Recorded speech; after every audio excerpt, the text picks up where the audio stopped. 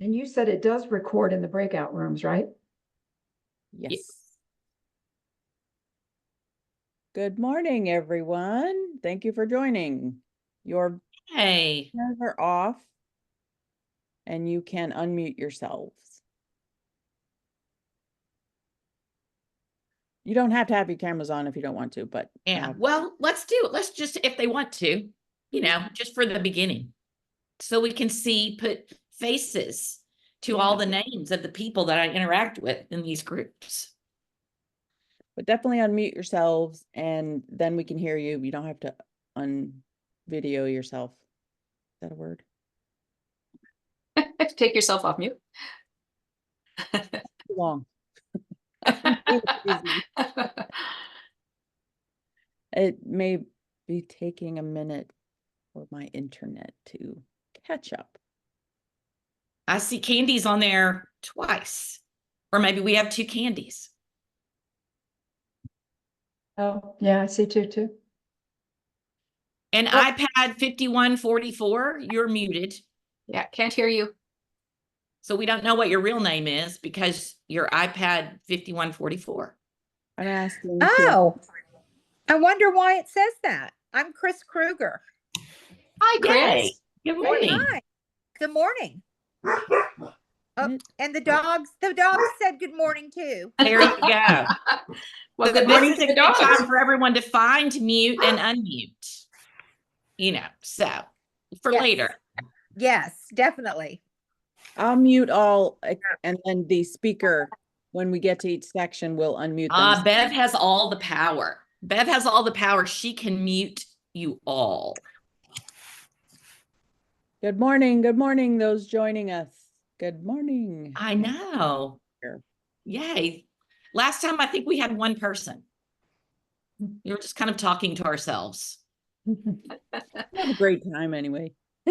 We did, and people watched the video afterwards, so I think they enjoyed the learning opportunity.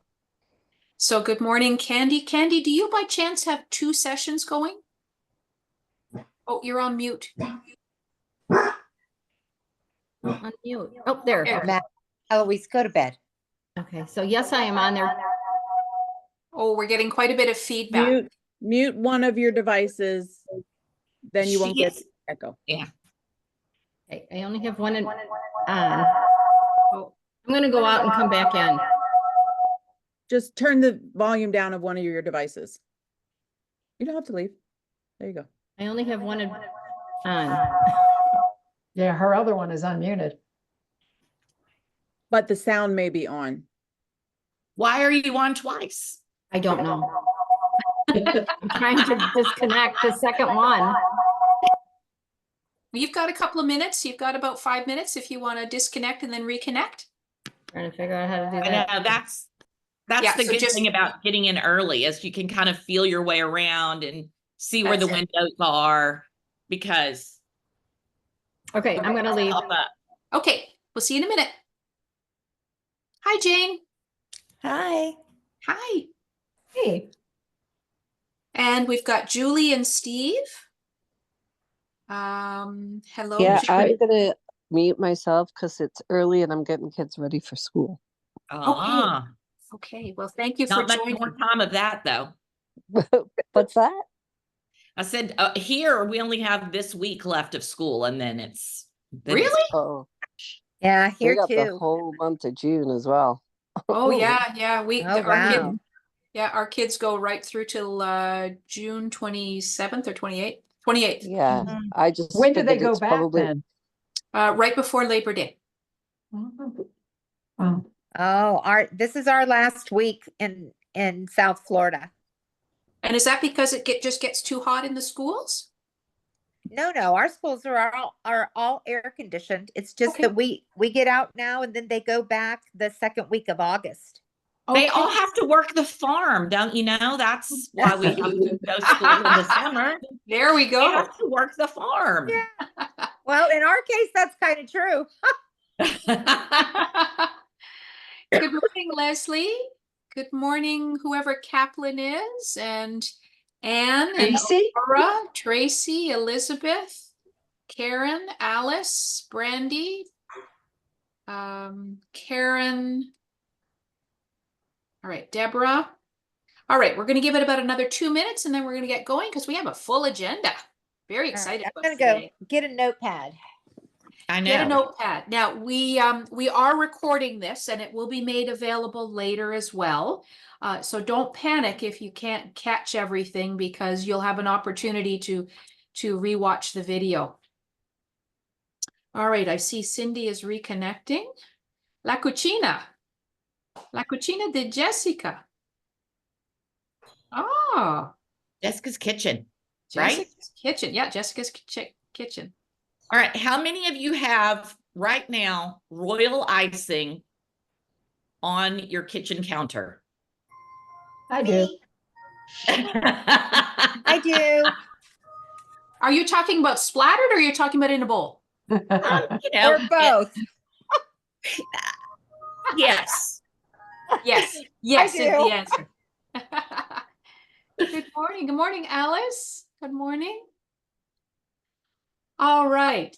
We are going to get going in about 1 minute. So if you need to grab that cup of coffee, make a run to the ladies' room because of that earlier cup of coffee, whatever works, feel free to do so.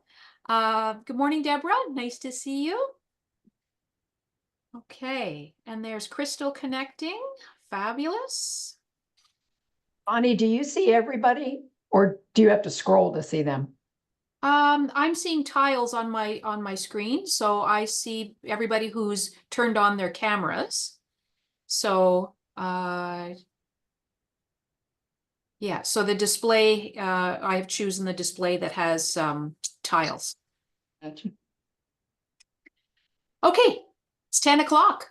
We're going to get going. Good Ding, morning. ding, ding. Good morning, everyone, and welcome. Bienvenido, buongiorno, bienvenue, depending on which language you speak. I only speak 2 languages fluently and 1 in pretend, which is Spanish. So don't ask me anything. I am Bonnie Beach. I am your moderator for today's session.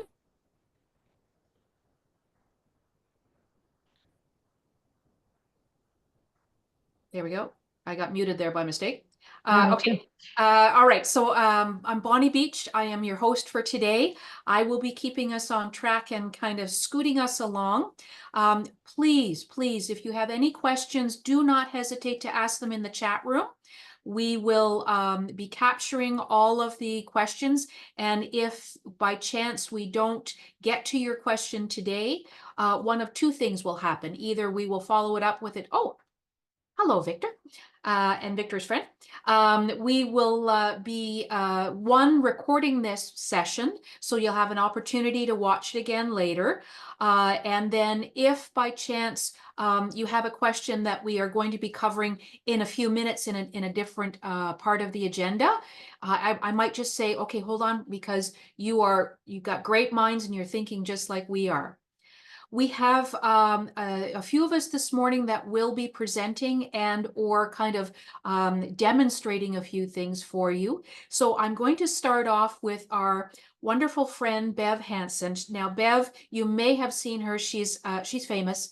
She was on the Food Network a couple of times, and she has graciously offered up her Zoom. So let's start with Bev. There we go. Oh, good morning. How are you? How is everyone? Thank you for joining us. I'm still admitting people to the waiting room, so apologies for looking away. Am I going on the cookie baking tips, Bonnie? Not quite yet. We're just gonna go straight to the instruction. That's Welcome. okay. All good. I'll be right back to you. Okay. And then we have Maria. I have to unmute here. Good morning, everyone. I am going to be doing a couple of different sessions for you today, and I'm kind of your resident Mac nerd.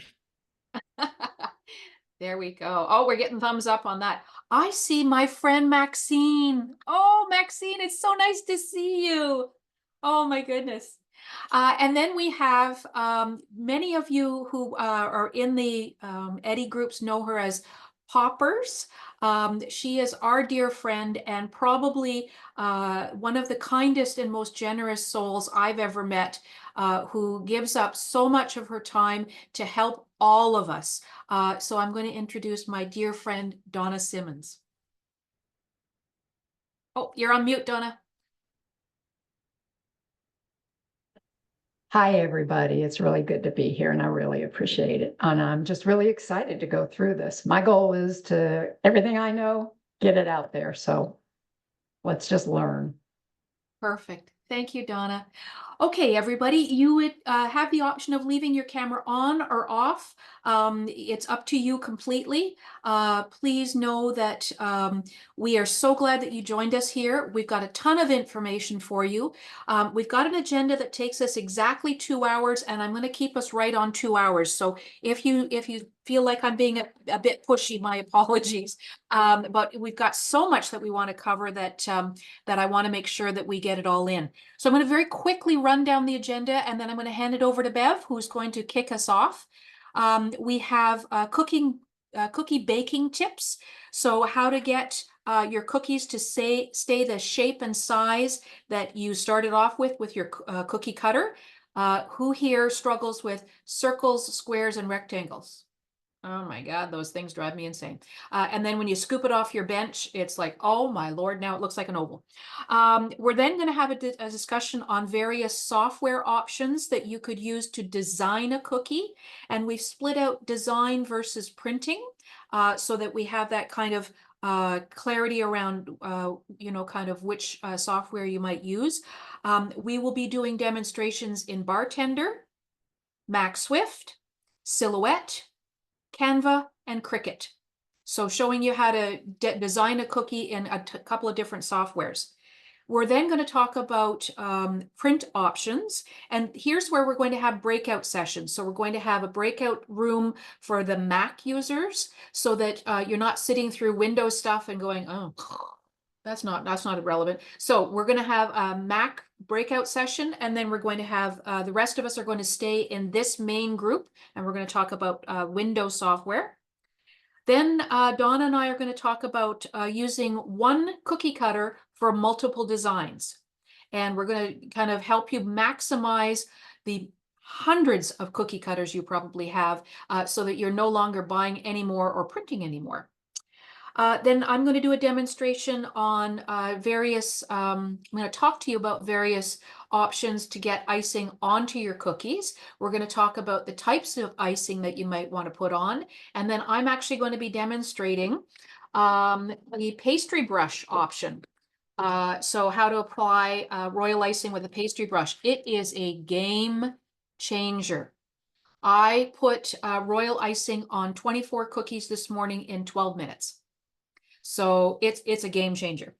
And then we're going to talk about royal icing versus other types of cookie coverage, modeling chocolate, fondant, etc. And some people I know use rolled buttercream. So we will mention it, but that's about it. We're not going to be delving into that too much. And then wrapping up at exactly 12 o'clock Eastern Standard Time. Okay, can I get a thumbs up if that sounds good? Awesome.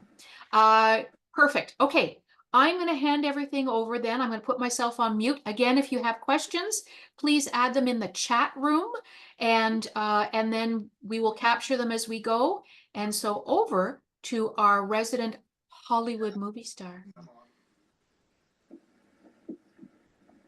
Good morning, everyone. Apologize for looking away. I still have to admit people, which is very nice to see everyone. Even if your camera's not on, that's quite all right. So I'm going to be talking about, I am the resident baking science nerd. So I will tell you I'll try to be succinct in my limited time, how to keep your shapes, stop them from puffing.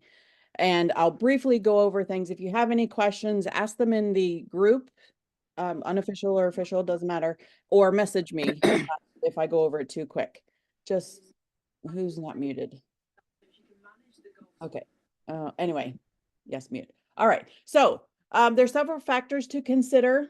I'll go through each one so I can keep myself in order. First one is your recipe. Think of it this way. If you use baking powder, it puffs. So P for puff. If you use baking soda, S spreads. If you overwork your dough, you're going to activate the gluten and therefore you're going to have tough cookies. Yes, tough sugar cookies is a thing. Sure, you might get cookies to retain their shape and size, but they're not worth the calories, in my opinion, because of the texture. So just be mindful. I reuse every single piece of dough because, dough is money. And just be mindful how often you work it. And I'll get to some other points of working that dough. The next factor to consider is time and temperature. If you cut your dough and when it's too soft, when it's warm, then it will spread. If you cut your dough, when it's over and refolded, it will puff because there's air pockets. So what I do if I get any of those, because I'm, using every little bit of dough, I take a spatula as soon as it comes out of the oven and I smooth it lightly. It's still oily. So I just smooth it and tamp it down a little bit. Perfect. No problem. And that's coming to the next point, whether I use perforated mats, silicone mats. Sorry, I meant to have those ready. Perforated mat, silicone mat. I love Arlene Chua's. This is silicone mat. You can see it's well loved. And a parchment sheet. Perforated mats, they're designed to allow the airflow and the air circulation to go under the pastry, particularly pâte à choux, but it steals the butter or the moisture in the process. So this does allow you to retain your shape. However, you have to consider that because the butter has drained out a bit of your dough somewhat, you might sacrifice a little taste because some of the fat is not there. So your ratios might be off. Now, silicone mats and parchment are similar in that they don't have any gaps in them. So therefore they encourage spread because there's nowhere for the butter to go. So it takes the dough with it. And depending on your dough temperature, if it's warm when you started, you're not going to have a shape. So that could be part of the problem. Now, if you cut your dough when it's cold enough, the silicone mats and parchment will absolutely work. So bottom line is cool side of room temp ingredients to make your dough. Roll, then chill your dough in the fridge or freezer, depending on how much time you have. Cut cool dough, not cold, because if you print your own cutters with plastic, you're going to break them and you don't want plastic in your food. And then freeze the sheet pan of cut shapes for about 5 to 10 minutes, depending on how warm they are. And then bake cold dough shapes in a preheated hot oven. You'll shock your dough without it spreading, equals baking magic. There we are. How did I do for time? Any questions real quick? Well, that was impressive. You still have a minute left. Can you do jazz Ooh. hands or something? I don't know. There we go. Yeah. Any questions? You want to unmute yourself real quick? No, that's fine. If not, we can get back to it. Donna, do you have a point to make? Unmute yourself. Donna, you're still muted. I could find you on my list, but it's down the list. Donna. I got it. There you go. So if your Chua mats takes the butter out, would you add more butter into your recipe for that or not? I would not. Now, Okay. we're not talking floodgates. If your dough is warm, you're going to lose almost all your butter and you're going to have dry cookies, and that's not a good cookie in my opinion. But if your dough is cold, you'll still lose a little bit of butter because it's warming up in the process. But if you have very cold dough in a hot oven, you'll lose less butter in the perforations, and then you'll keep your shape, keep your taste, keep your texture, and everything is right with the world. Does that help? Okay, and there's our timer. Woo! Good job. Thank you. Okay. So thank you very much, Bev. If folks have questions, please feel free to add them in and I will capture them. So Bev, if you can take note that the question was around, does the type of sugar cause spread, because there is some question whether or not brown sugar appears not to spread as much as white. So we're going to park that one for now. And if we have time, we'll come back to it. Fabulous. Okay, thank you very much. Thanks, Bev. Hopefully, Can I ask a question? very quickly, because we do need to move Okay. on. Yeah, I'm trying to add it through my computer instead of being on my phone. And it says joining meeting. I don't know if it's still trying to be accepted to join the meeting. No, Bev, you're on mute, honey. Under Uh, Jessica LeBlanc. Kristen, no. Jessica? Yeah, Jessica LeBlanc, Alaruzo. What's your It's other device? It's just a laptop, so I'm trying to join from my laptop. Well, if you see it pop up, it's me, because I want to get off my phone instead of the computer and be on the computer instead, I should say. Well, the recording will be available, so you don't Okay. need to join another one because it will be big when you see the recording. Yeah. Okay. Thank you, Jessica. Thank you for Thank asking. you. Okay. All right, we're going to move along then. The next agenda item that we're going to talk through is a discussion on the various software options used to design a cookie. So say somebody places an order, or you wanted to bake something for someone, and you want to figure out how to design that cookie to be as marvelous as all the Pinterest inspiration photos that your customers are probably sending you, and recognizing that that's somebody else's work, you want to make your own, right? So you want to design your own. So we're going to talk through a couple of software options. We're going to talk about BarTender, and Donna's going to walk us through that. That's in Windows. Mac Swift, Maria's going to walk us through that. Silhouette, Maria's also going to walk us through that. Canva, Bev is going to walk us through that. And Cricut is me. So I'm going to hand it over to Donna. And Donna, remember, please, to take yourself off mute. And I'm going to put myself on mute. Okay, and I'm going to share my device and go into BarTender. And am I there? Can everybody see my BarTender? Okay. So this is BarTender, and this graphic over here I created in Canva, and we're going to attempt to do the same thing in BarTender. So these are graphics that I brought into BarTender, and there are two ways to do that. You can either do it up here through the cactus. It depends on how you've got your files organized on your PC. So I've got my files organized in an Eddy folder. And then underneath that folder, there's 1,000,001 different folders by categories. So I could pick any one of those and bring them into BarTender. The other way you can do it, which is quicker for me, is straight from the directory. You can just click and drag it into BarTender. So I've already pre-done this just for the sake of time. So here's my sky background, and I'm going to bring it over here. And just in case you don't know, what I'm working on is a Sassy template, and that's the large, extra large size Sassy template. And that's how I do most of my designs. And then after I bring it over there, I know that this one is good as far as sizing or as far as cropping, because the green line around it is very close to it. There's not a lot of excess space on the sides. So I don't have to worry about cropping that, but I do need to worry about its size. So under size, I double clicked it, and then I'm gonna click on the stretch to rectangle, and I'm gonna take this lock aspect ratio off. And what that will allow me to do later is that I will be able to resize it, and it won't get distorted. It'll be an easier way to do it. So next I want to put this golf course. By the way, we're designing a Father's Day.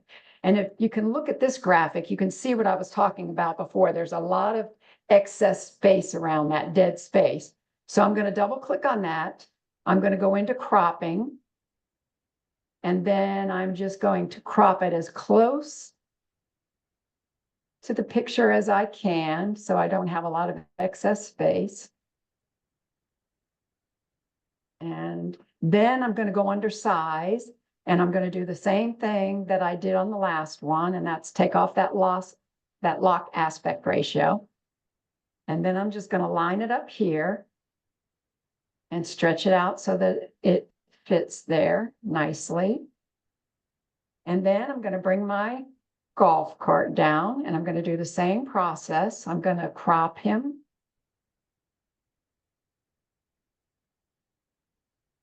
And you can certainly do without cropping and without resizing. But if you just take the 2 minutes that it takes to do this step, it just makes it much easier when you're in the design process. So then I'm going to make that smaller. Let me make my screen so you can see more. Oh, okay. So what happened there was it went to the back. So I'm going to right click on it, arrange, order, bring to front. And that will keep it in front of this guy.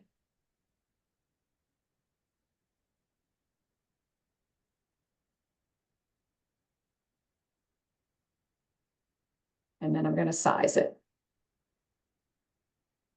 And then I'm going to go to the top where it says text, normal. In BarTender, you can do all of these different text options. So you can make it tilt, you can round it, you can do whatever. For mine, for this purpose, it's just one line. So I'm going to just do this.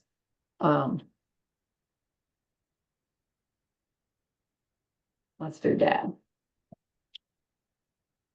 Okay, and then once I've done this, I have the option to go up here and choose whatever font I want. Let's just use that one for grins.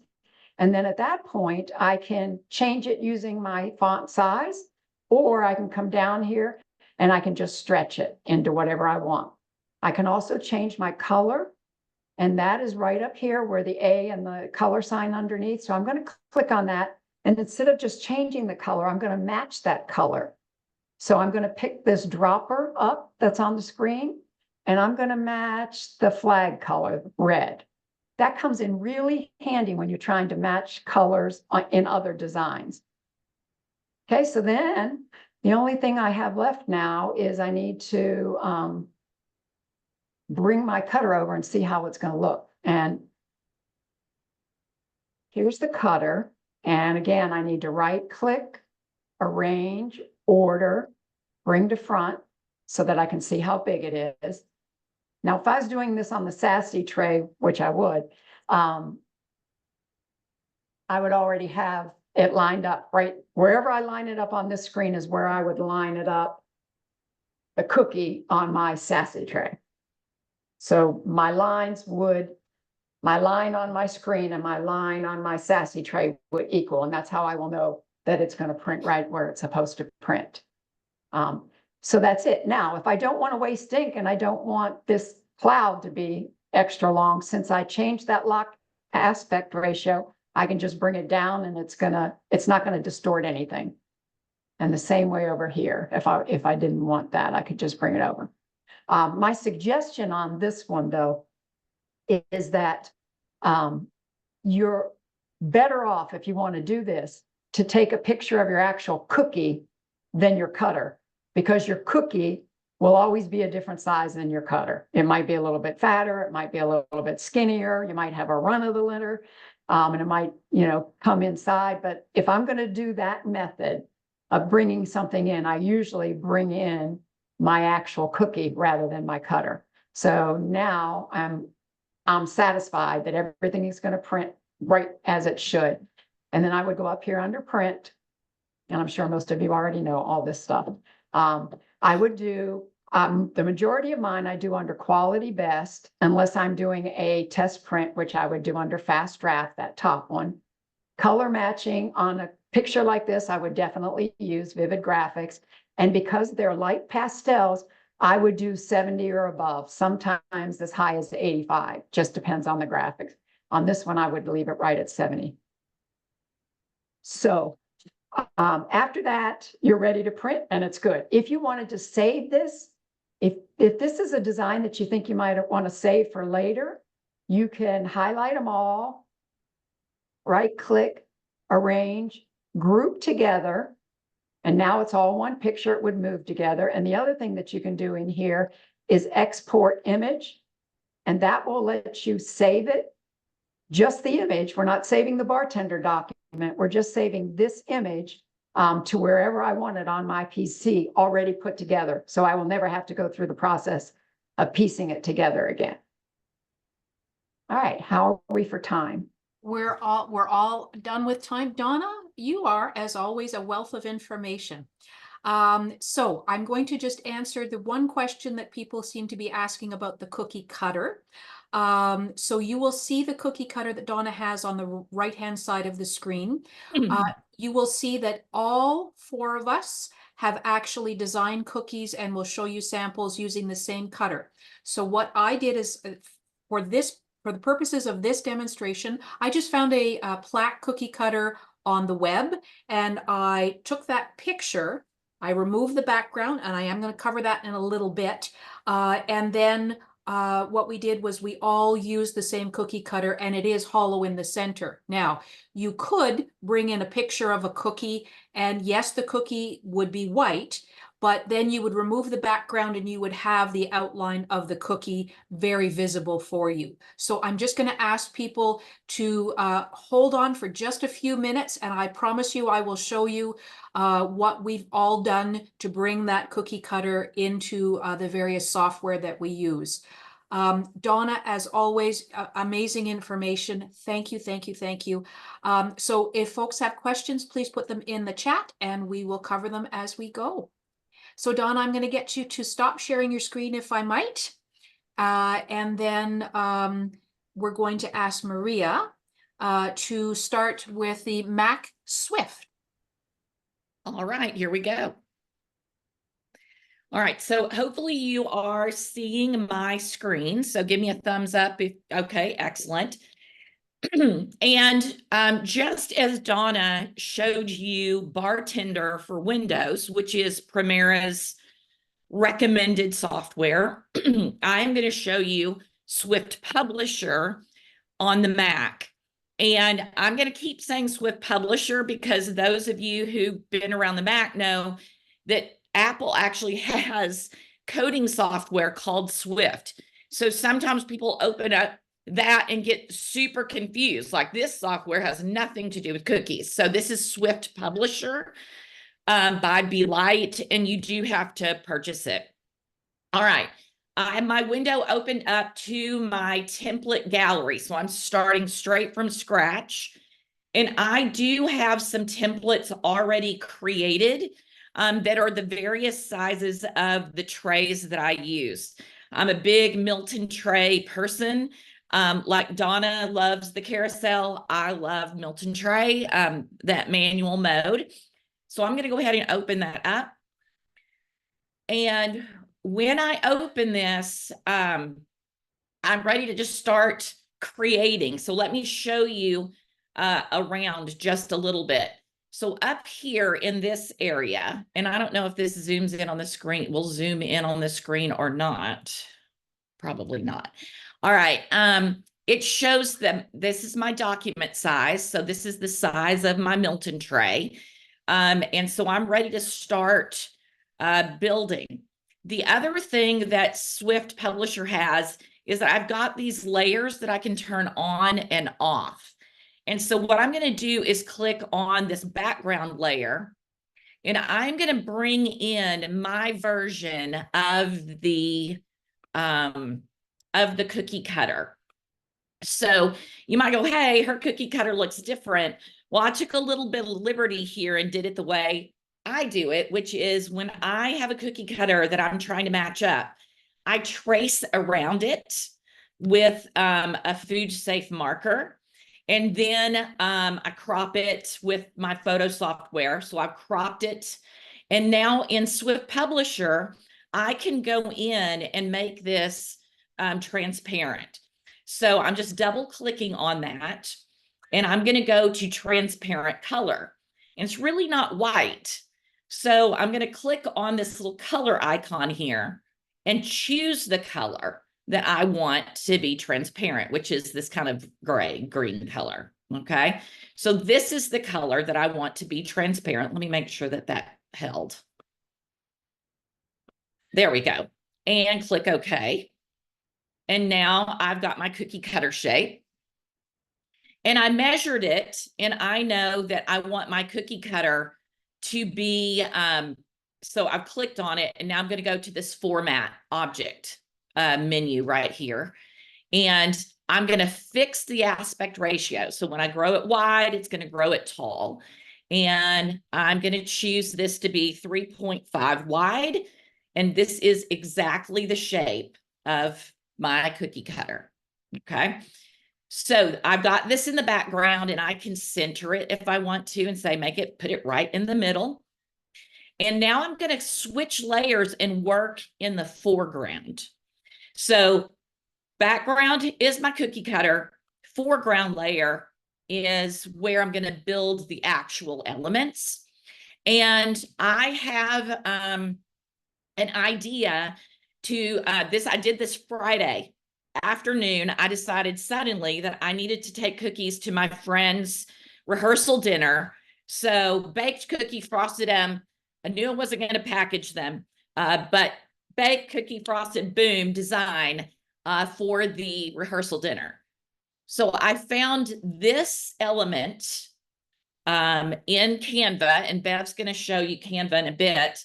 I found this element in Canva, and I'm going to crop it because just like Donna talked about, we've got some just like blank space. So I'm going to click, 2-finger click, and notice it didn't give me the crop option. It happens sometimes. So I'm going to click off, try again, and that crop option will be there. It's just sometimes doesn't want to play. And so now I can just make sure that I'm only working without that free space. Now I could do that for anything that I want to make sure when I'm measuring exactly. All right. So now I can click off because the red dots mean crop. And I'm going to grow this so that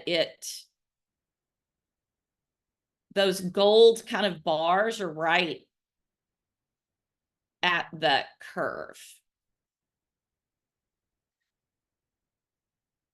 And I'm not really worried about things hanging off. Okay, they're just not going to print on the cookie, but it will fill out the cookie, and I think it will look just fine.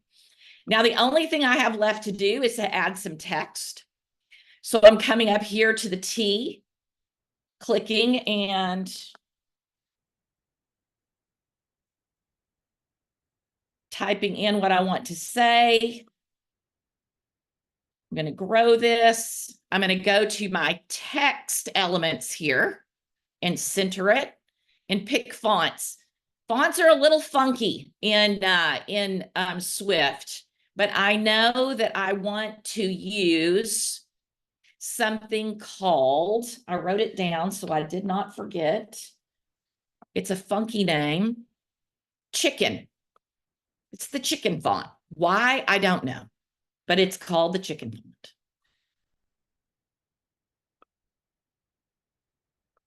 And there we go.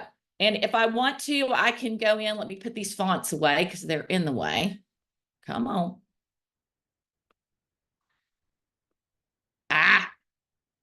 All the windows are stacked on top.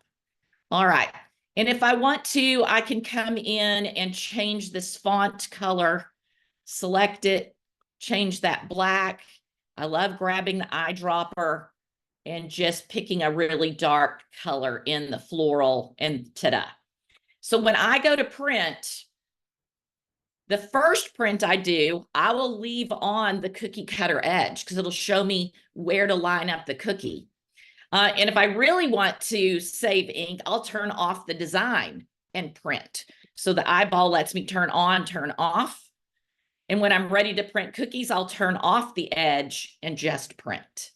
So that is Swift Publisher. Thank you, Maria. Thank you so much. Now, of course, when you get somebody who knows software, right, it looks like, oh my God, it all happens so quickly. And I can tell you that when you'll be able to watch this recording again, you can pause, you can go to your own software and click on the various buttons that Maria used and then restart. So absolutely, you can totally, watch this again and then really kind of get going. So we are going to move along fairly quickly. Thank you so much, Maria. That was really good. And now it makes me wonder why I don't have a Mac. But anyway, okay. And now, Maria, I know. I'm a diehard Windows girl. What can I tell you? That and Unix. Of course, my background's computer science. So there you go. Okay. So Maria, you're now going to walk us through how to design a cookie in Silhouette. I am. And for those of you who are like, I don't know what Silhouette, you're still seeing my screen, right? Or no? Okay. So for those of you who are not familiar with Silhouette, we're moving into cross-platform pieces of software. So the next things that we're going to talk about, it doesn't matter if you use Mac or use Windows.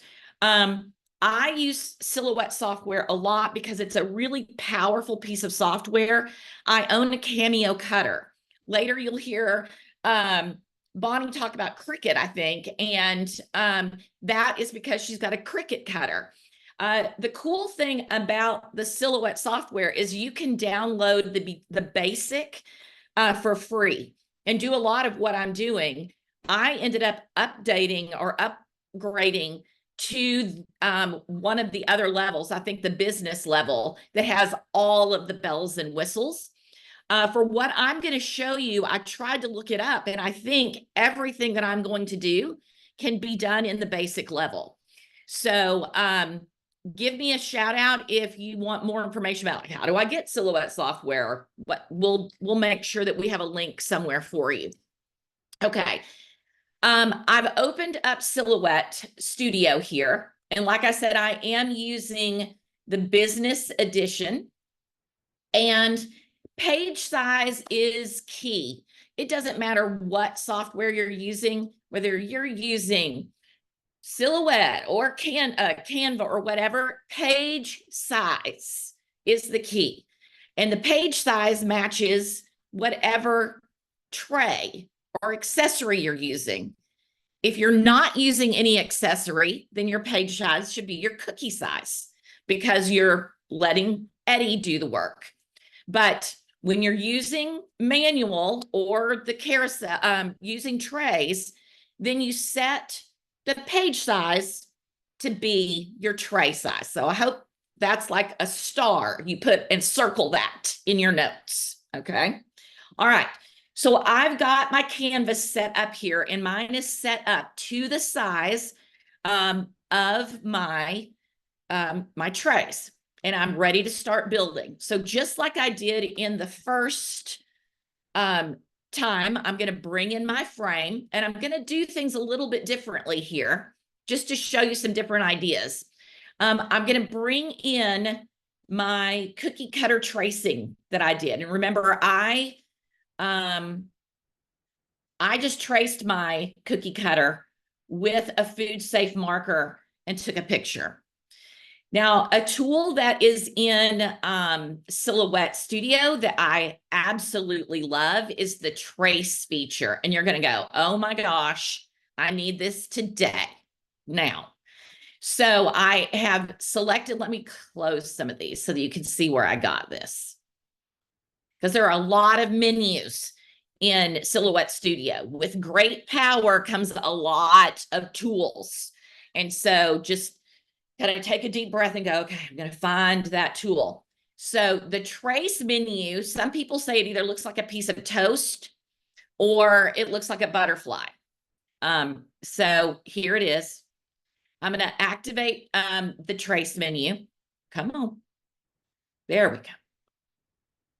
It's being a little shy. I think I clicked it too many times. Come on. Okay. So what I'm going to do is select this trace area, and I am going to select, dragging it across what I want to trace. And my goal is to trace that blue outline. And look, shazam, boom. It just, thank you, Bev. It just grabbed that. And now I'm going to just say, I just need the outline and trace the outer edge. And it did that. So when I click that last thing, when I pull this away, I've got my outline of my cookie cutter. Now, I want this to be a closed shape, and I've got a little issue right here. Because like if I spilled water into that, it would pour out that little hole, if you understand what I mean by an open closed shape. So I'm going to fix that really quick, because this is what some of the things in Silhouette that I love. So I am going to double click on this, and I'm going to get these little points that I can edit. I'm going to see if I can do this well and edit this. So remember, I'm not trying to teach you how to do this. I'm trying to give you the idea of what's possible. Okay. So this is And the Maria, idea. you have just less than 2 minutes left. I got you. So now I'm going around. I selected one point and I'm just going around and deleting. I'm hitting the delete key. And it's going to come around and delete all of that. And the last one, ta-da, closed shape. Okay. So I have this closed shape. And if you would have traced your cookie cutter better, like if I would have traced my cookie cutter better, I would have made sure that it was a closed shape before I took the picture, but I goofed. All right. So now I have my cookie cutter outline.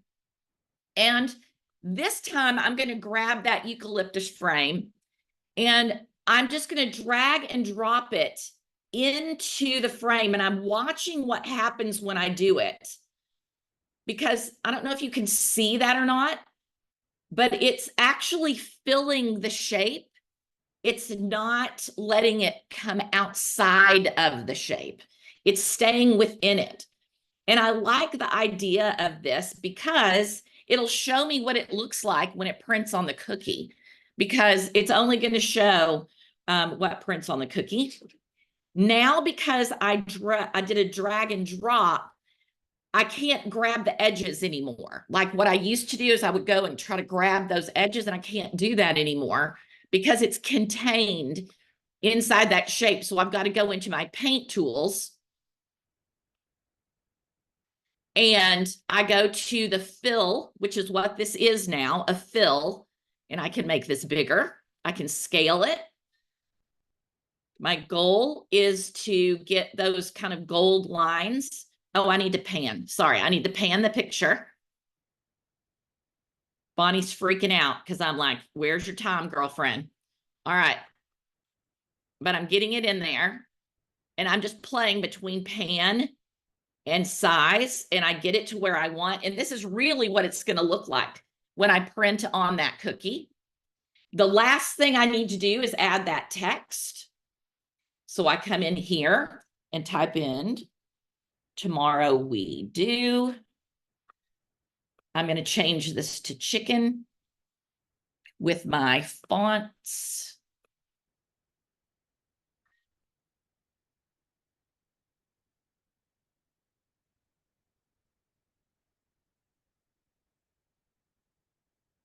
It's somewhere. Here we go.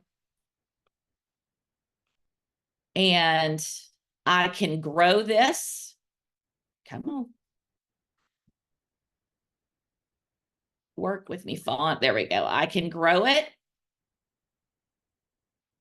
And this is one of the other things I love about Silhouette. I can select this. I can fill it with a color that I selected with that dropper. Maybe it'll do that. I don't know why it's not participating with me. Come on. There we go. And then I like to select a darker edge, and it really makes that pop. So it really makes it pop. Oops, too much. Go backwards. And then my last thing to do is, see, I've got these little bits that overlap. I go in and weld those letters, and boom, cookie. All right. So that's how and then I can print straight from Silhouette if I want to. So, so that's an idea of those two. And that is Fantastic. that is all. Thank you so much, Maria. Lots of information. Remember that the recording is going to be made available, and you can watch this again, follow along with your own software, and don't panic because that was a lot of information, but you can rewatch it as many times as you want. I will publish it in both the Eddie official and unofficial groups. So keep an eye out for the video. Okay, we're running a wee bit behind time, so we may just have to squish things a little bit at the other end because I suspect this is what a lot of you wanted to see today, which is how to design a cookie. So we're going to take the time that kind of dictates what we need to show you. So I'm going to hand it over to Bev, who's going to be dealing with Canva. Bev is going to, again, show us how to design. Remember that we're doing printing in the next section. So just the design. Okay, Bev, over to you. Hello, hello. All right, let me get these things back in order. All right, so I am, as you can see, this is really addictive and this will go very fast. So I will slow down so that, because I'm used to it, I don't want to go too fast. But it's so addictive, I've made all the holidays. I couldn't decide. So this is a grid view of all of the holidays I made. Somebody give me, Bonnie, would you pick a holiday and I'll create a new one in this blank here? Well, I'm thinking Mother's Day because that's coming up soon. Okay. Now we just had it. Let's do Father's Day. Father's Day. Got it. I did this one. So this is the cookie cutter and this is in layers. Let me show you how. So right click. Canva is free, but as you can see on the side here, the pro version is paid. It's about $119 a year, I think. I don't think they increased it this year. So it's this pro version is well worth it. Money well spent. You have so many graphics available. You can bring in fonts. You can do a multitude of things that I haven't even got into. And you can see on the side here that there's all sorts of things available. I'll get to that. So I recommend the Pro if you're going to it, and you'll notice what's available or not because it has a little crown on it. So I created this, I right click, go to layers, show layers. This is just a precursor and then I'll make one. So it's showing me all the layers. I have a habit of creating my cookie cutters in the Canva. And I print directly from Canva, which I'll talk to when we go to Edit Config for our Mac users. And I write my notes in here. That's why I have so many pages open. I also make my page to the size I want. I use Milton trays. I also use Canva, carousel. So this is size to the plaque and the cookie cutter. That makes it easier for me in inches to know exactly how big these items are. So I know how big this element is. You size it. It's 3 by 2 for this. I'm not sure where I put it. I put it in the back. Bring it to the front.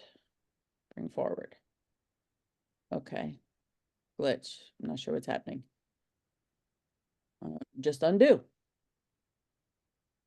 Okay, well, that's weird. Okay, let me duplicate. I'll fix it. So I've added the different things. This baseball, I went into, go back to arrange and go to, no, projects. There's my Barbie. This is photos. I looked for baseball and I wanted different ones. When you search up here, sorry, I'm getting distracted by admitting people. Baseball field. You can see there was a recent. You can pick any one you want. And I picked one that looked like fun. And I'm going to make, let me delete all these. I like this one because in the picture, the frame of the cookie cutter, I can make them as royal icing transfers, or I can actually use it as a piping guide. And I can pipe the baseballs right on there. So when I go to print, I have my royal icing top whatever the base, I use fondant and modeling chocolate most of the time, and I can put dots of royal icing right onto where the baseballs are, so I can print all in one go. If I make transfers, I print the baseballs separate. That's a whole nother tutorial. However, let's see. I'm not sure what's happening here, but I can't get it back. Show my layers. This is a learning moment. I never mind when things don't go right, because then that's how you learn. Okay, something's happening. So I'm gonna have to go to a different holiday. Yeah. Okay, what happened? So 4th of July, we're doing 4th of July. So you can see now I have all the layers, and you just pick what you want. I start with the background first, and then I work my way forward. So show the layers. This is the cookie cutter. I just duplicate the page. As you can see, I duplicated a lot, and I played with different designs. Now you'll see that this layer is larger than the the cookie cutter area. This doesn't snap to it, but I don't mind. I use a piece of paper towel underneath of the cookie when I'm printing on the Milton tray or on the carousel, so that it grabs that overspray and doesn't, it's longer till I have to clean my eddy, but it also won't print on the cookie because the cookie edge stops at the cutter edge. So then I've gone to the text. I've added text. You can change the font. You can, this is a rabbit hole that is so much fun to go through. You can change the font. You can make it pretty. If you don't like it, you undo it. Handwriting, calligraphy, corporate display. I mean, there's stuff I haven't even played with. There's bold. I also use the print. I always add a royal icing dimension to my cookie that's been totally printed. And I can use the text as a piping guide, right? So this is just the place that I can start piping some interest on my cookie or not. It's totally your choice. I want to go back to layers because you can see there's a little bit of a gap here. Go back to layers. I can't look at the chat, so if there's anything you want to know, let me know. Bev, I've got you covered. Keep going, darling. You got 1 minute left. Okay. Now, I'm going back to my grid view to show all of the ones that I've done. This birthday one is exactly the same process. Show the layers. I put a background, birthday background. I mean, you can guess. I love what Maria did for the banner with the florals. So if you go into photos, and I would choose a floral banner, floral background, ribbon banner. You can get a whole bunch of things. Not like she found, but you can get, I mean, gobs. I like I this don't think I used the word banner. I Okay. just used a floral frame. Now, when I do floral frames, I get a whole bunch of other things. And this Yes. is also very pretty. That would be close to it. But I like these. You can actually outline. Let's do that. We can outline the cookie cutter, turn it with this little, and it gives you the 90 degrees. You can see if it's 90 is perfectly straight. It will give you guidelines. When you have a dotted line, it is not, it's close to center. When you get the solid line, it is centered with whatever's there. So if I move it over to get the solid line, just go one direction or the other, it's not going to give it to me. But I can see that it's off. So I'm just going to cheat. Make it bigger, go outside. I do not mind that it's outside, as Maria was saying. I use it as a piping guide. Now I've done some with birthday for florals. I use this as a piping guide. I just put a flower on there and you can see one is on top of it. I like this one, but it disappeared. So I want to be able to see it for my piping guide, and I just hit the delete button. Once you're in that, you have that item highlighted. I would pipe a flower on here with royal icing. I might use this as a wafer paper butterfly. You can print a whole bunch of these if you have an Epson printer for icing sheets or wafer paper, or you can do some royal icing transfers, which is beautiful on your Milton tray. Gosh, I love the Eddie in its versatility, and then it gives you so many options. So I just put font on here, I turn it. I mean, you could flip it. If you don't like the butterfly going that way, flip it. Vertically will be upside down, and then horizontal will go the other way. Any questions? So how do we're you get it to the cookie? Pardon? How do you get it to the cookie? Because you can't print in Canva. So what do you do? Let me print one. I download, go to share, download. Good question. And then I pick the one I'm on, page 4. And I done download, and it will pop for Mac users. It will do this. It will pop up a picture, and I go to file, print. Now you have to remove all that stuff. Let me show you again. Remove all that writing. This is just my notes. So file, print, and I make a size of a cookie cutter. So this is a 3x2 oval, or I have a rectangle in here somewhere, 3x2, and that will turn it. So you have to know what it's going to do. It does not matter. And you, for your Eddie printer, it's PTI color cookie. You make however many prints you want to do for carousel. And But I think we're segueing a little bit into how we print, which is going to be in the breakout session. so that's how I would do it. And I'll go through that later. And then you just send it to printer. Fabulous. That's for a Mac user. Anybody else for Canva for PC, I do not know. That is Donna's realm or Maria's realm. She does both. So thank you. Wonderful. If you have any questions, pop them in the chat. I will try and answer them when I'm not presenting. No, you cannot print from Canva, Elizabeth. You need to download or export it. Correct. Okay. Thank you very much, Bev. If you wouldn't mind stop sharing your screen. Tons of information. We warned you. Is your brain going, overload? Not to panic. You can watch this again. So remember that. Okay. I am going to walk us through Cricut, how to design a cookie in Cricut, but I'm going to show you something first. So many of you have asked, how do you get the cookie cutter in? How is that coming up on the screen?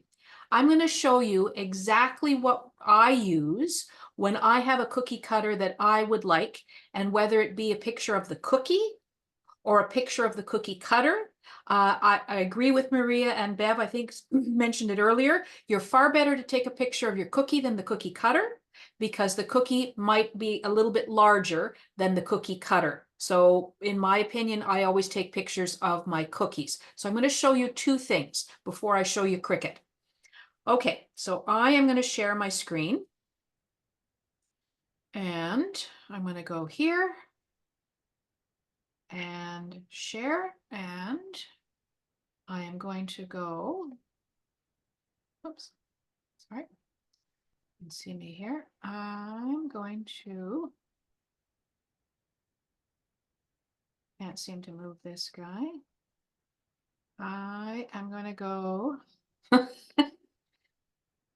I am sorry, this is giving me some grief here. So Cricut Design Space is on the web, right? Is that correct? You can use the beta version on your PC, or you can use the one on the web. Okay. Yeah. So for So it some, looks like you've got a tab down. I do, but it's not allowing me to show you this. So let me just walk you through the process that I use. So when we look at bringing in a cookie cutter, can everybody see my screen? No, We see your there. We were seeing your web pages. Okay.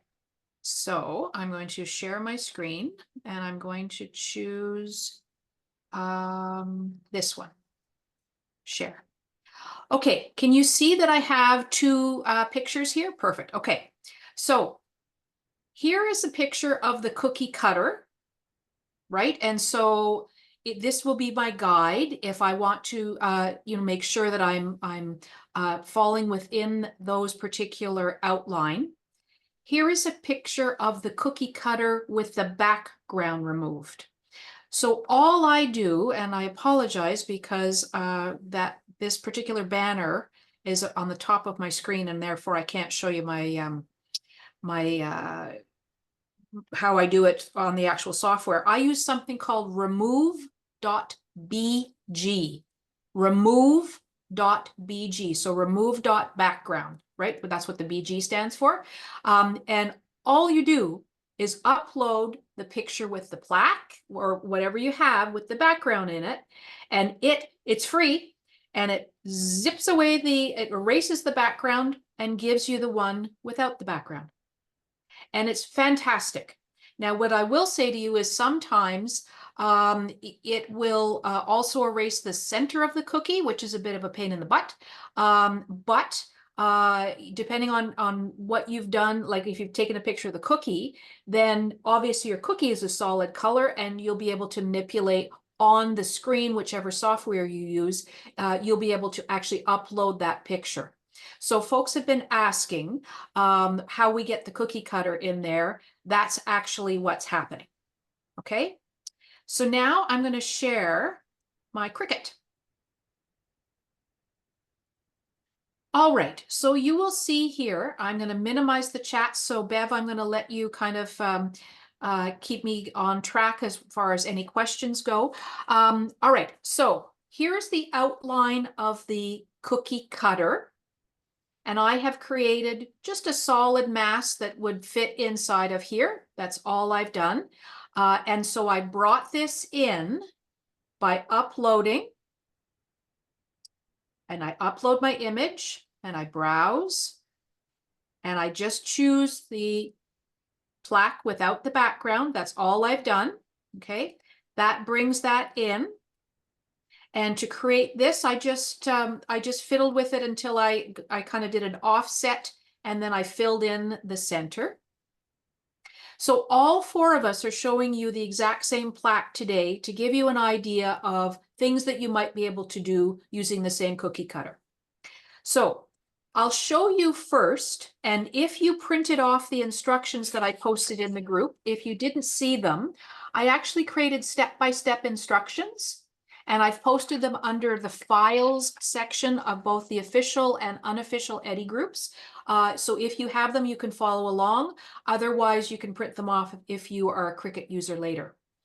Okay, so if I want to fill this cookie with one solid color, I simply click up here and I choose any color. Now, what if there's a color that I like, but it's not quite right? If you click on the advanced, you can play around with the color and make it whatever you want it to be. Okay, I'm going to choose the regular color, just red, and click anywhere in this particular screen, and it's perfect. So if I want to add text to this, and it's just a solid color, I am going to choose, for example, text, and everybody has their favorite texts. So my favorite text for anything to do with kids is 212 Moonchild, sans serif. That's the one I like. So I'm going to say, let's say, thank you, Mrs. Smith. Okay, and to change the color of that, I simply click up here, and maybe I want to make that white. And I can size it in two ways. I can size it by choosing the font size here, or I can also just squish it right here. Okay. Now, what if I wanted to add a little bit of a graphic? Let's say I want to add something that is available right from within Cricut. So this particular one, I'm going to right click and bring it forward. All I did to get this particular graphic in was I just looked in images, and all I did was say pencil, and a whole bunch of pencil options come up. Okay, and I scrolled through there until I found this particular image. So I found this image and I've got Mrs. Smith. She rocks it. We love her. We're going to bring her in here and we're going to say, okay, I want Mrs. Smith to be right in the center so that when this cookie prints, it's going, oops, I beg your pardon. I'm going to click on here and I'm just going to move this guy out. That's what my cookie would look like. But I'm not done yet. In order for me to get this ready to print, I have to highlight it all and I'm going to align vertically, horizontally and vertically. And now my cookie is or my graphic and my text are completely centered. Once I've got this all, I say flatten. Okay, so that's what it would look like. Let's just say, oh, I don't like the white lettering, you kind of lose it. You can go back over here. You can click on, thank you, Mrs. Smith. And maybe I'm going to change this to black. Yeah, that looks better. And particular graphics within Cricut, you could, for example, you could change the color of the pencil. Maybe you want that to be like a super, super bright yellow. You can click on it. Maybe you make it kind of gold. Maybe you make it a little bit lighter. And because I have used the drop-down menu here on the actual graphic, because I got the graphic from within Cricut, I can edit that as many times or as much as I want it to look. Okay? And again, I simply highlight it, flatten it. Okay? And this guy, that's the outline of my cookie. So I know that that fits. So if I put that in here, and let's just say in all of my editing, this is where I end up. Well, that's not going to fit anymore. So you can move this and you can highlight it and fix it. Now, because that's the outline of my cookie, I actually want it to cover that whole cookie cutter. So you can move that and there you'd have a pretty good sense of where this is, right? Do you want this to be in the front? And so now, oh, yeah, that's going to print pretty well, given that this is the outside of the cookie. Okay, so that's one option. You can use the designs right in Cricut. And again, just to remind you, they're under the image button. To add text, you simply use the text button. Okay. Now, I'm going to stop sharing for just a moment, and then I'm going to share my screen, and I'm going to show you how to add pattern to the back of your cookie, okay? So the fill. Okay, Bonnie, so were you timing yourself? I didn't. thank you. I am going to use this one, and I'm going to share. Okay, so very quickly, I'm just going to remind you that here is the interior of my cookie. And so that's what it would look like if it was solid. But what if I wanted a really fun little pattern? And maybe that pattern becomes the border. Okay, so again, you're going to align it. You're going to center horizontally, center vertically, and boom, you've got a lovely, lovely border all around. And again, you can see that that fits nicely on my cookie. And again, I can add text, I can remove text. And if any point you say, oh my God, I don't know how to actually get that out, just back out, back out. How did I get that particular graphic? So you're going to click on this button here. Again, it's print and cut. You're going to click on this button. And these are all digital papers that I have uploaded. I have a paid subscription to Creative Fabrica. If you don't, look into it. It is amazing. They don't pay me to say that. It's just amazing. But I can download no matter what I want to do. They've got a graphic for it. So again, I just center this here, outline, align horizontally, align vertically, and then flatten, and then quickly just add your text. Thank you, Mr. Smith. There we go. Okay, and that, you see, is actually a basic cut. So we're going to change that to print and cut. And we're going to change that to white. Don't panic, it'll show up.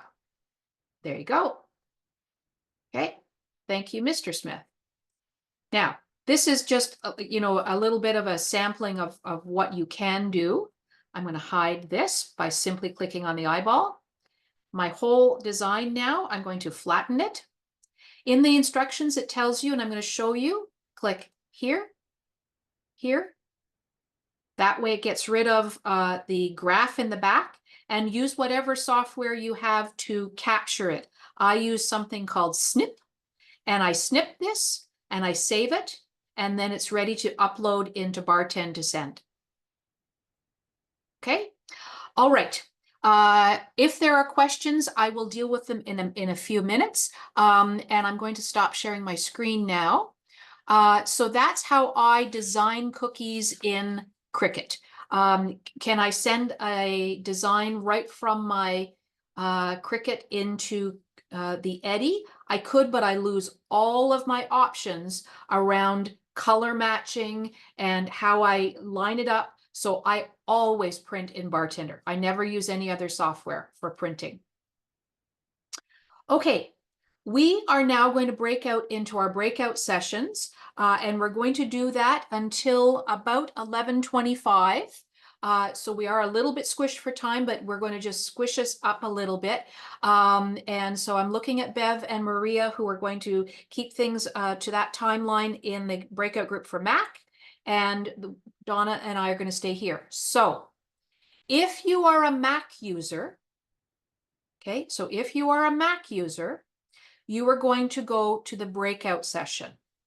So Bev, can you remind folks how to do that? I have created a room right now, so I'm opening up the room. You choose to go in the room or not. The room is for Mac users only. Stay here if you're going with Bonnie, if you're going to be using a PC. Bonnie and Donna. Donnie and Bon and Don. Okay, so you How should do they find the breakout room? it should be on there. If you go to the bottom of your screen, it says more. It should be a breakout room that you can choose, or you get a notification if you just wiggle your mouse to wake the Zoom icons at the bottom. For me, it's 4 little dots, 4 little kind of rounded squares. And if you hover over that, it says breakout room. If you are a Mac user, click on that and off you go. Remember that we are recording both sessions, so don't panic if you actually use both. You can stay for one and then go to the other one. So when the time is up, you're going to come back and join us in this big group. And people I only have room 1 for a breakout room is my only option. Is that Bev? Yep, that's the room 1. Yep. Okay, thanks.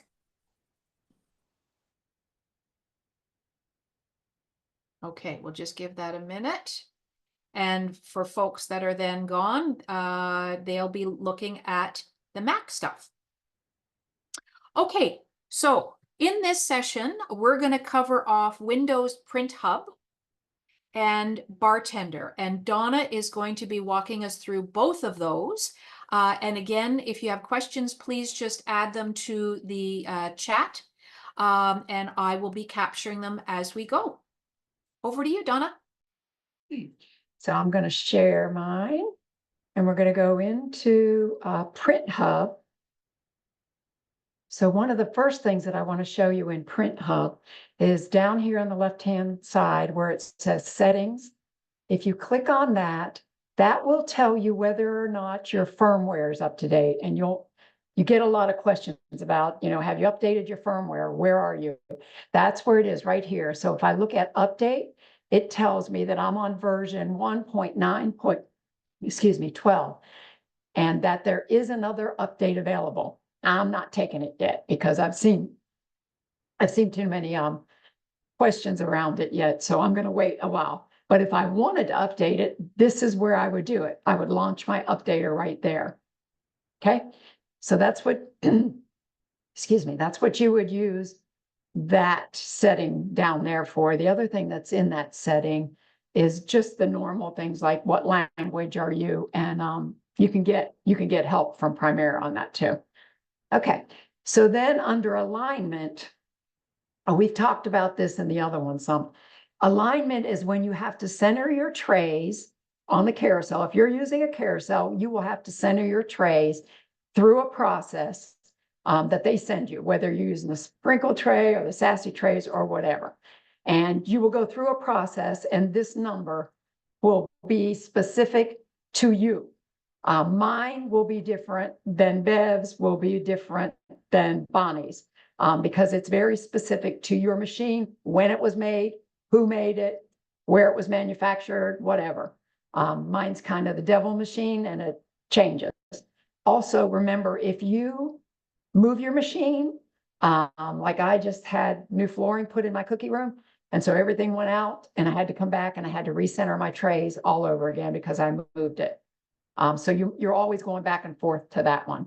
Also, if you happen to be using the extra large sassy trays and you want to switch back to like the cake pop trays or to the other trays, you'll have to know those numbers to come back to. So I have them written down in a book, and I keep those so that I can flip in and out all the time. So if I go under advanced settings now, this is where you'll see a lot of questions when people will be asking and will say, what's this or that? I have my feed speed turned down and my reverse speed turned down to 10. That is not the default. That has been slowed down. And it's slowed down, actually Primera walked me through that and told me to slow it down because it helps in the process of getting a nice, clean, clear print. So it's not working too fast. It's not jiggling. If your machine happens to be a little not so gentle in the print, that'll help you too. This top of cookie lift, it seems to be a hot topic. For me, on the regular sassy trays, that number is 40. If I'm using the extra large one, because it's higher, that number is 30. But what you need to remember is positive means your print head is coming closer to your cookie.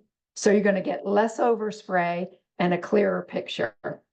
Negative, it goes further away. So if you're printing on cake pops or cake sickles, or you're printing on marshmallows, or I do Rice Krispie treats on mine, and I even do brownies on mine, then that number is going to go into the negative. So I think the lowest I've ever taken it was minus 45, and that was for really fat things, fluffy things. So that top of cookie lift, if you look in the user manual, Primera wants you to keep it at 0. That's a lot less trouble because you're not going to be slamming your cookies. The print head's not going to hit anything, but you might not be getting the clearest picture that you can. So some people are at 0, stay at 0, and they're great. Mine does not. So I was getting a lot of overspray and I was not getting a clear image when I was printing. So that's why I moved mine. And you don't have to start at 30. Start at 5, start at 10, and move it until you get it to where it's perfect for you. This next one is tray rotation. And the big deal with that tray rotation is that when you look, I can't show you my printer right now. He's over there. But your tongue should be right in the middle of your carousel so that when it comes out, it's centered right in the middle of the carousel. If it is not, then you need to change this tray rotation per degree. And I've had to do this. And I actually, walk through it with the sassy tray people, and Jamie's on here, I believe, to get the right number for me. Again, that's my number. Your number might not be the same. And you'll know it's off because your printing is going to be off. When you could have centered your trays and everything is perfect, you think, there, but then it's still not printing in the middle of your cookie. And that would be something that you could look at there. Cookies per carousel. If you're using the sassy trays, you're going to get 6 per rotation. If you're using the small sassy trays, you're going to get 12 per rotation. I keep mine on 6. Pause after cookies. Say I was printing 100 cookies. If you don't want to be like Lucy and Ethel, always loading up your carousel, and you want it to stop and take a breath after 10 cookies or 12 cookies, then you could tell it to stop after 12. I'm go. Let's just go. So I took mine off. Mine doesn't stop. Initialize carousel, that one, yeah. Large, scan large print area. If you're using the carousel, that stays off if you're using the trays. So I never put that on. I think there are some instances that you put that back on, like for instance, when I was looking at the manual, if you have the DTM tray, theirs isn't completely flat, so you might need it on for that. And most of the information that I got, just so that I can show you real quickly, most of the information that I got, Eddie's on the Primera site has this entire manual and it's under support. So all you need to do is go in there and it'll tell you exactly everything that I'm telling you right now, basically. Okay, so we're back here. And then we're on the lights, the LEDs. I actually have mine turned off because they will give you a seizure. They just blink, blink, blink all day long. And so I have mine turned off for activation mode. And mine doesn't come on at all. And I don't really need it on there at all. And let me see, I think that's really all I need. So let's go back to you, Miss. Are you there? Yeah, Let me I'm see. here. Yeah, sorry Okay, about that. or do you want to do questions here? Because I think we're good on time, right? We're very good on time. Yeah, yeah. So you're Okay. doing Print Hub BarTender. I think I would agree with you very, very strongly, Donna, in that Primera, if you have any problems printing, they are unbelievable. Their tech support is probably some of the best I've ever experienced. The other thing is they have a knowledge center, so that if you have problems in printing or aligning things up, they have a great knowledge center where you can look up articles. They have online videos so that you can watch the videos, as do many of us. We have videos.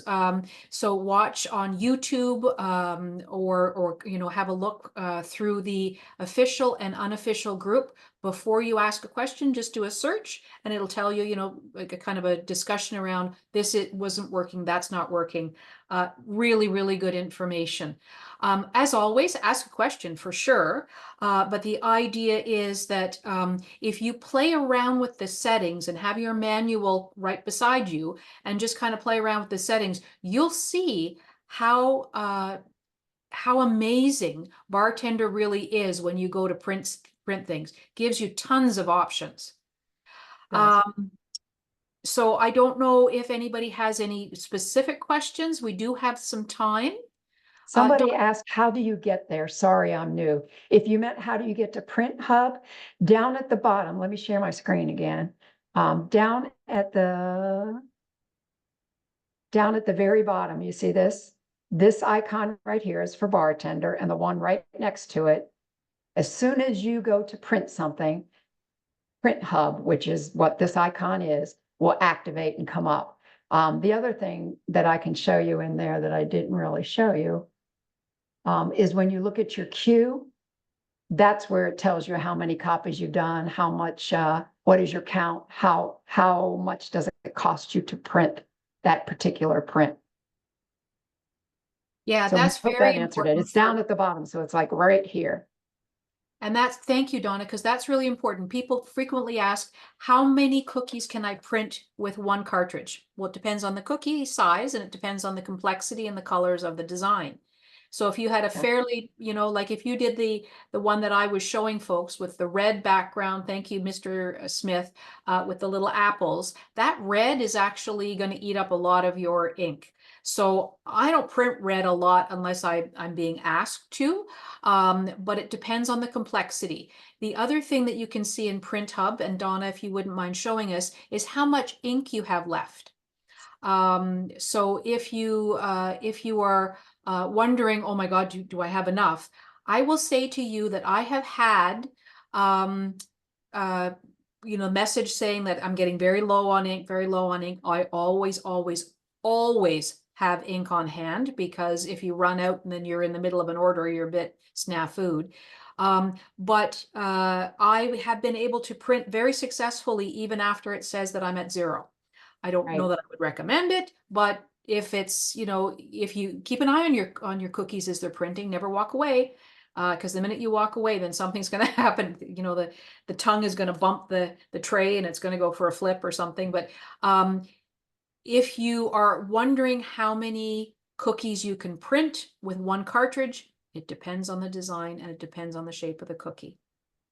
And Donna, this you- icon at the top where mine says 60%, if you hover your mouse over it like mine is right now, it tells you in color how many you have left or what your percentage is. So if I had done a big, huge corporate order that was all red, my color might be down in the cyan, on the cayenne or whatever it is. It might be down on one and not on the other, depending upon what I've been printing, if that makes sense. And then underneath of there, you'll see people mentioning that they're getting scraping or their colors don't look right. And someone will say, have you cleaned the print head? Have you done this? Have you done that? So right here, this clean and a print head test, you can do that. And it'll, when you click on that, you do a test print and it'll actually test and show you all your colors. So that's a Now, good one Donna, to do. we're not actually seeing where you are clicking on that. Right here. Oh, it's Can over you here. see? Okay. Yeah. Yeah. Sorry. When you click on the clean, it just kind of walks you through. But it tells you that it requires a 3-inch cookie, and then you send the clean print to it, and then it'll print on it from there. Yeah. And the print head, if you click on that, it's going to walk you through how to change your ink and the process of doing that, which is always good. So we're having a couple of questions. So one of the questions, Donna, is folks are having some challenges with their cookie and the design not lining up. One thing that makes a huge difference is making sure that your tongue is centered, right? If your cookie is coming in and out, you will notice two things, or I have anyway. If my cookie is not lining up properly, either I don't have it correctly situated on my tray, whatever tray you're using, sassy, sprinkle, if you're using the carousel or you're using, you know, an individual tray and just putting it right on the tongue. The other thing is that if your tongue is not quite centered in that kind of, you know, spot, it'll bang and so it'll print based on where this is. So follow the manual and center the tongue. It makes a huge difference. That's So- where I was saying that's where this setting is right here in rotation counts. Yeah. Yeah.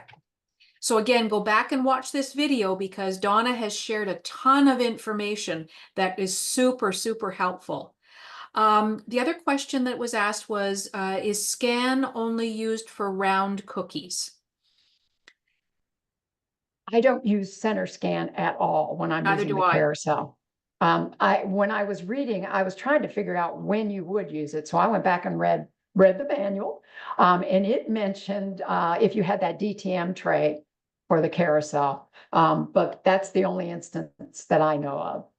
Yeah. And if you had multiple objects, I think I've seen some people that had like 4 cookies on one tray, and that's the multiple objects. But in general, I would say no, you don't use it.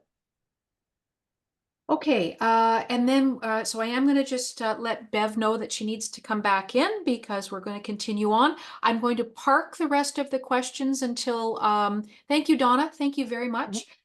Till we are wrapping up, and then I will, if there's time, answer some questions with my co-hosts, or we will put them off to the next session. I've already indicated perhaps in the next session talking about transfers. Bev talked about it. Donna talked about how she uses transfers as well. And so perhaps in the next session, we'll talk about how to create a transfer, how to print it, and how to apply it to your cookie. So we'll keep that for the next time. All right, I'm just going to let Bev know that she needs to come back in. Give me one moment, please.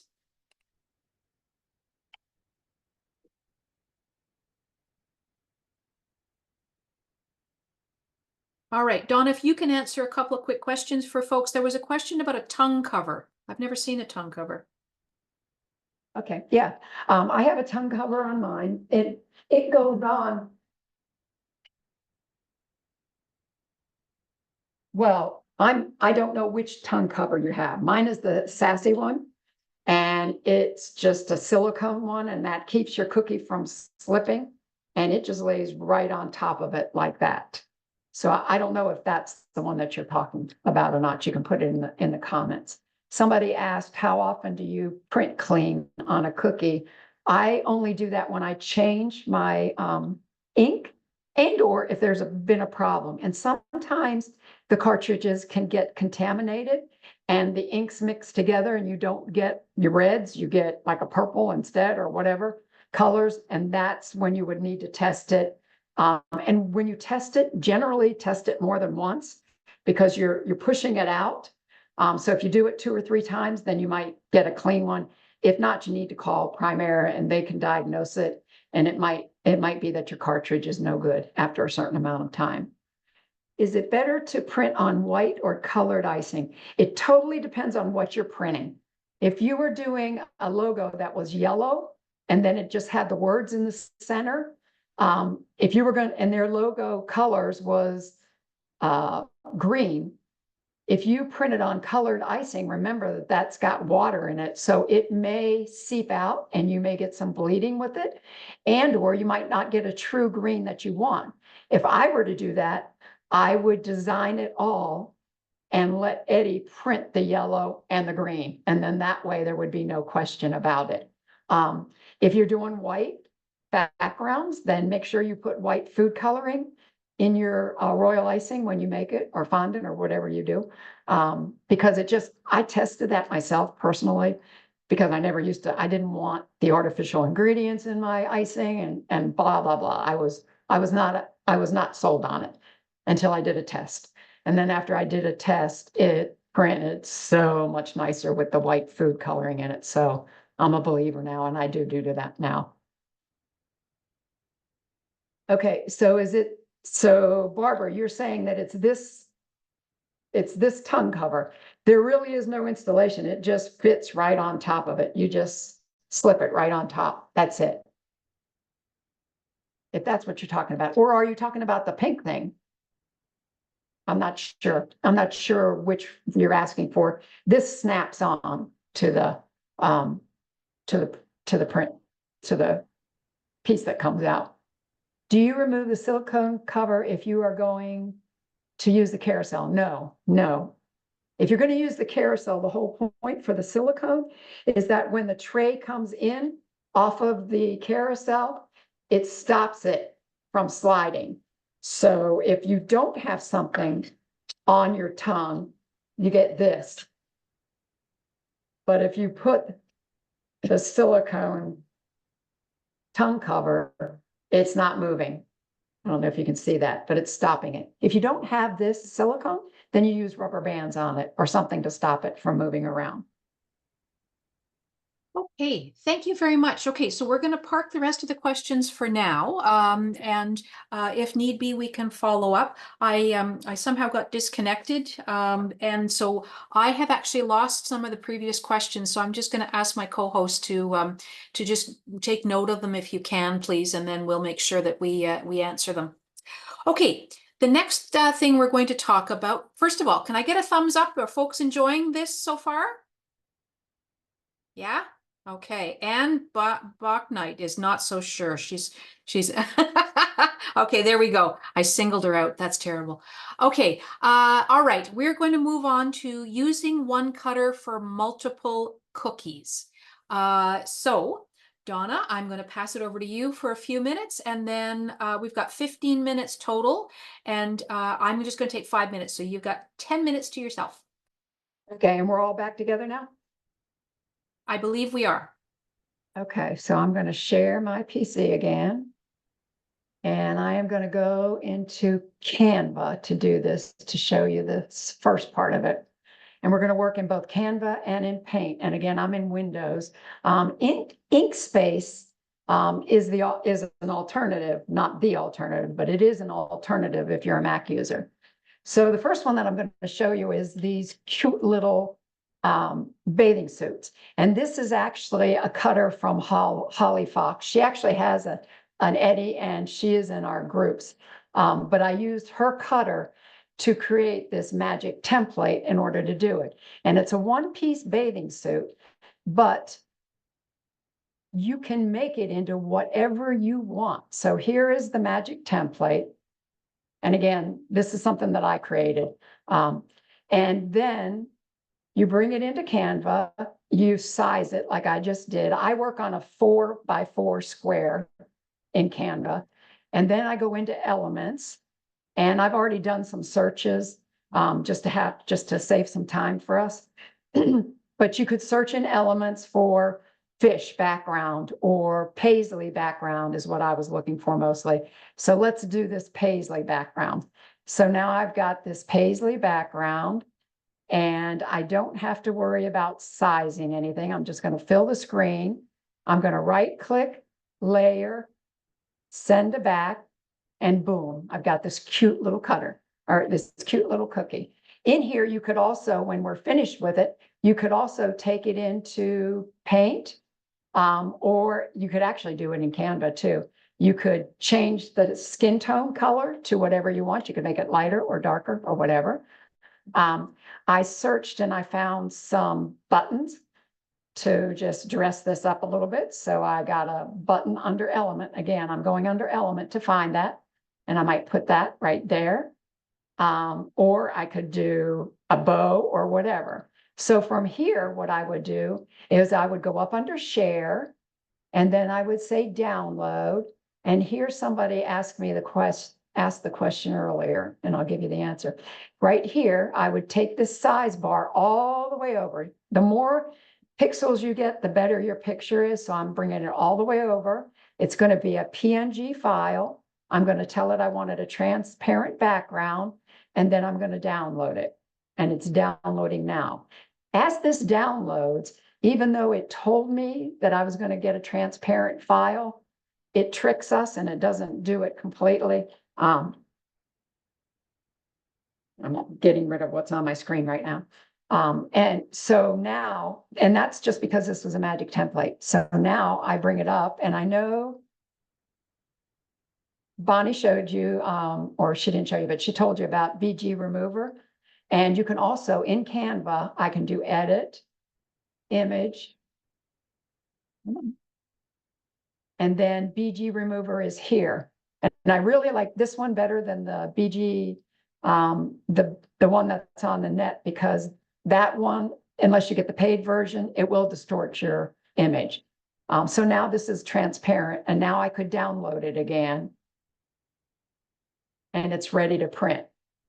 And it's a PNG, and it's at the best quality. So now I could actually go straight into BarTender and do it. But if I wanted something different, I can just come back to that same magic template. And this time I could do, let's see what else we have. This time I could do fish. I could put fish on my bathing suit. So the idea is you can use as many different designs as your imagination. And it gets us a little scary because it's a rabbit hole you don't ever want to come back from. So now we've got her in a fishy swimsuit, and I'm going to put a little bow. I searched for a bow, and I'm going to put that on top of it. Okay, so that's one way to do it. The other way to do it is, let me see if I can get to it down here. There's stuff in the background. I could open in Paint. I could open my template. Now this one is a, let me see, I can't see it. I'm going to right click on that, and it's going to say open with, and I'm going to open it with Paint. And this one is a DYO, which just stands for Design Your Own. And for here, I can take the paint bucket. I'm in 3D Paint right now. And I can say I want this blue color, but I want to make it a little bit lighter. Also note, when we talk about hex colors, this is where it's at. So you could change it. If you knew the hex color of something that you want, or somebody tells you that they have a logo and this is their hex code, this is where you would plug it in to get exactly what you want. So now I've got that, and now I'm just going to click, and that's going to be that color. And now maybe I want to make it an ombre thing, and I'm going to move it over to a much lighter shade, and I'm going to click down below. And then in the center, I'm going to make it the darkest one possible. And the other thing that I can do in Paint is I can come up here under stickers, and then I can come over to this folder, and I can say add sticker, and it will bring up my folders, and it will allow me to add anything I want onto this. So anything that you're saving, any of the documents that you have already saved, any of your downloads that you have saved. But say, for instance, I don't think I saved that that button, but let me just do. I'm just gonna grab something so that I can show you. So pretend this is a button, and I can just place it where I want it, make it bigger or smaller. The point here is this sticker lets you bring things from your PC into your 3D Paint, which makes it very versatile to do. Okay, so now we're back in Canva, and we're going to do, and the way I get anything in here is I do upload. So I can either just drag it in there the same way that we did for BarTender, or I could go up under upload files right here and do it. But we're going to do this latte. And I'm just going to, first thing I always do is stretch it out so it's the same size. And then I'm going to pick a background. So I'm going to go into my elements, and it's going to give me the ones that I've recently used. And maybe I want to do flowers. And so I'm going to pick these flowers, and I'm just going to cover part that I want. Right click, layer, send to back, and I've got that. And now if I don't want this centerpiece because I want to write something in there, I can bring that down, and I can size that to where it's within my guidelines here. And I can click layer, send backwards. And now I could go up here under elements, and I could say, thank you. Search for those words. Search elements. Thank you. And I can bring that in, size it a little bit. Hey, Donna, we're getting a lot of questions about when you use the word magic template. So do you want to explain a little bit about the magic template so people understand where that's coming from? The magic template is just something that I created so that you can use existing cutters, and or you can use new cutters to make multiple designs with one cutter. And I'll give you another example here. So this is a product, correct? So a magic template is a product that we can get from you and Correct. then have unlimited possibilities. So, Right. because when you say I created it, you're not saying we should all be creating magic. I mean, we don't know No. how. You figured out how to do this. Correct. But someone came to me this week and said, I need a magic template for this cat because I do cat cookies every single week. Okay, so this is an easy one. It's kind of like what you've already done. So I created a magic template for this cat by uploading that and working. And I will show you. That one was pretty easy to do. If I can get down here to paint. There's cat. So you can look at my timestamps here. It took me about an hour and a half to do this. But within that time, I used that cutter, and drawing it, I was able to create all of these different cats for her. And that's part of the magic template. These are. So I was able to get her a bunch of different colors, a bunch of different, bunch of different cats for the same cutter over and over again by doing that. I don't know if that makes sense or not. But when I go back here, there are magic templates for, and like I said, I didn't want this to be a sales thing for me, but this is the way that I get multiple designs for one cutter, is by using the magic template. So this is a little onesie. And if I go into elements and I say baby, or let's just say, let's say baby backgrounds that I'm looking for in here. And I'm going to pick this cloud. So then I can right click, layer, send to back, and now I've got the bottom of it. And I could do that on the top. I could get something else differently on the top. And if I wanted to do the shoulders that way, I could do the same thing. And then from here, I would download it using this template. I could download it just like I showed you earlier, and that will bring you down to where you can bring it into BarTender, or you can remove the background on it. And I don't know if I made that clearer or if I made it. I think that's great. Will you put your link to your store? I think we need to transition to the next item on our agenda. Yes. Bonnie is next. Yeah. Yes. Yeah. Okay. Okay. So thank you so much, Donna. And at no point did we feel that that was a sales pitch. That was actually extremely helpful to show how powerful using one cookie cutter can be when you look at creating different designs. I'm only going to take about 2 minutes of your time, and I just wanted to talk to you very briefly about using the same cookie cutter for multiple things. The other thing that happens is sometimes you get a request for a cookie and you don't have a cookie cutter. So if you have not heard of the Facebook group, and I'm going to type it here, called Cookie Cutter Flips, and I'm going to share my screen for a moment. Share. Okay. So hopefully you can see this. Somebody asked, look, I need to make a parrot, but I don't have a parrot.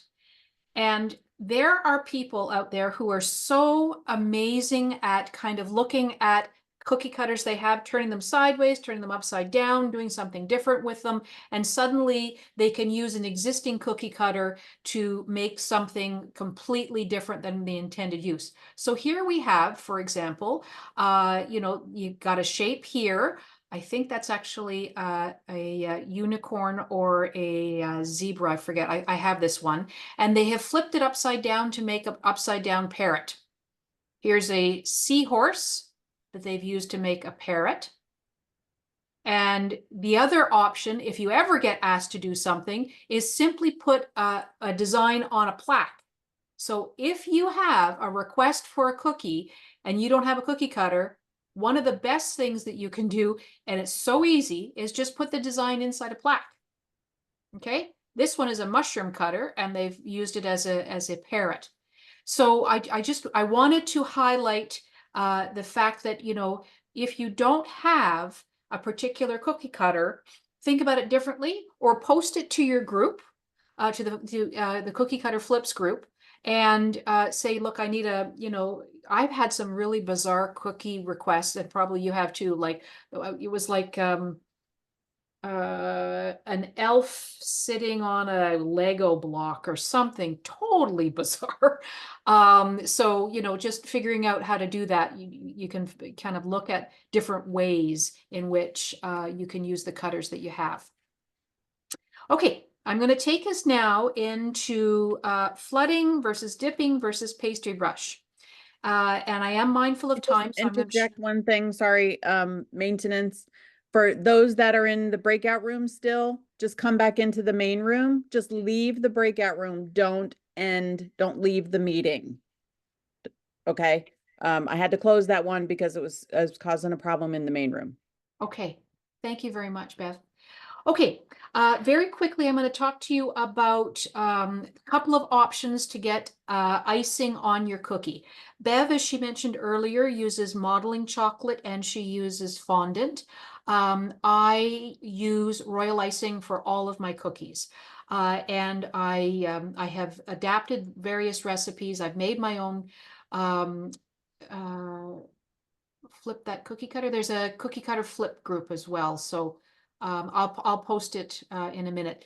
If you want to get icing onto your cookies quickly, so let's just say you've got your round cookie, right? You've got your round cookie and you want to get icing on because you've got a lot of round cookies to do.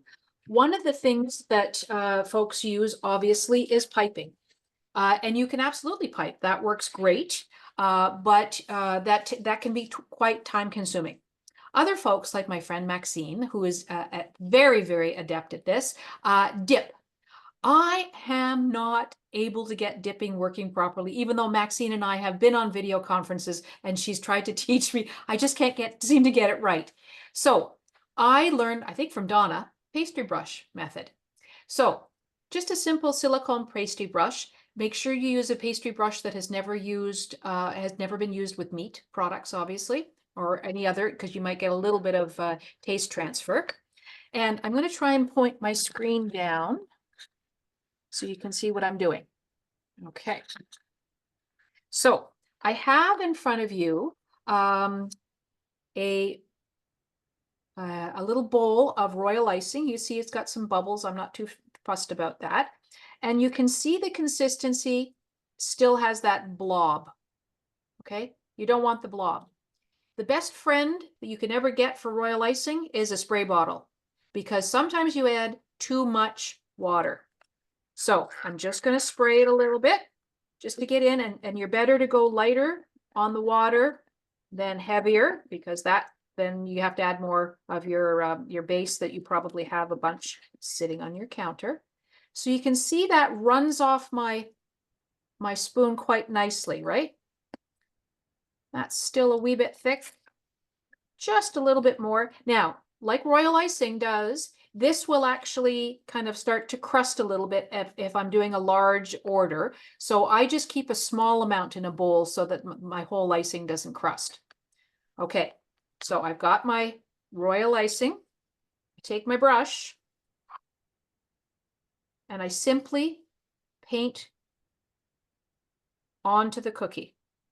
And you know what? You might have to add a little bit, and you have to kind of spread it around a bit.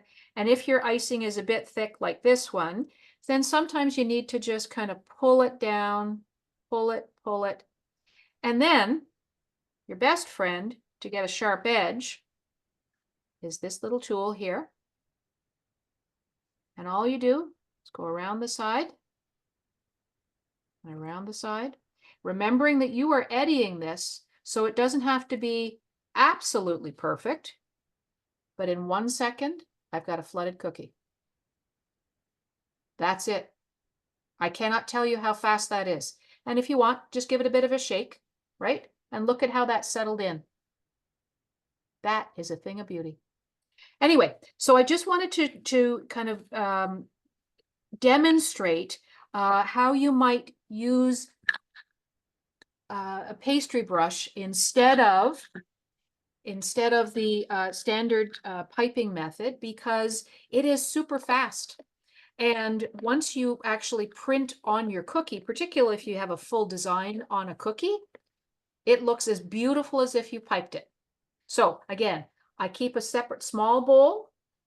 I use a pastry brush that has never touched anything other than royal icing. I use my little spatula spoon, and I use this tool to kind of give myself a sharp edge. And then, of course, I have a boo-boo stick that I can pop bubbles if they show up. Okay, so that is a very condensed version of how to use a pastry brush, but I am mindful of time and we only have 8 minutes left. Okay, Bev, it's over to you to talk to us, please, about royal icing versus other types of icing. You've got about 2 minutes, and then we're going to wrap up and be done right on time at 12 o'clock. All right. So some of you may know I have a sponsor, Satin Ice, and they send me products to test and work with. And what my clients have now asked for more than royal icing, even though mine is a soft bite royal icing, is modeling chocolate and fondant mixed together. It's as if a marshmallow and a Tootsie Roll got married and had a baby. It's totally delicious. And it's an opportunity to flavor it as well if you want to add to your cookie profile. So what is that? I use big thing of modeling chocolate because I make cakes as well. And this is viscous. It's like using edible putty.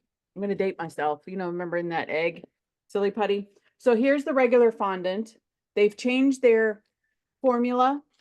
Fondant has a bad reputation, but that was before. It's not the same now.